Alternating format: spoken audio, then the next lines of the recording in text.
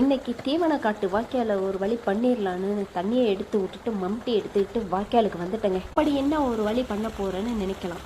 இப்போ பாருங்க, வெள்ளை பூண்டு செடி தாங்க நல்லா வளர்ந்து போச்சு. வாய்க்காலில் நாற்று விட்ட மாதிரி இருக்குது. தண்ணி போகிறதுக்கே வழி இல்லாமல் இருக்குது. அதுக்கு எதுக்கு தண்ணி எடுத்து விட்டுட்டு மம்டி எடுத்துகிட்டு வந்தேன்னு கேட்கலாம். வெள்ளை பூண்டு செடி நல்லா வளர்ந்து போனதுனால நம்ம வெட்ட முடியாது. வெட்டினாலும் வேறு வழியாவே துளிர்ந்து வர ஆரம்பிச்சிடும். அதனால நம்ம வாய்க்கால்ல தண்ணி எடுத்து விட்டுக்கிட்டோம்னா நம்ம வேரோடையே அதை பிடுங்கி எடுத்துடலாம். மறுபடியும் அந்த செடி வராது. ஆனா உண்மையிலேயே சொல்றேங்க, வெள்ளைப்பூண்டு செடி ரொம்ப பாய்சன்.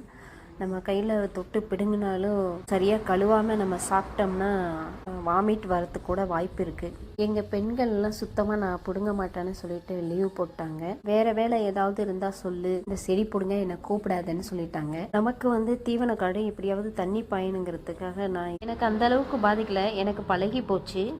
ஒரு வழியாக தீவன காட்டு வாய்க்கா சுத்தமாக பிடுங்கியாச்சு. கையை காலை கழுவிட்டு வீட்டுக்கு போக வேண்டியதான்.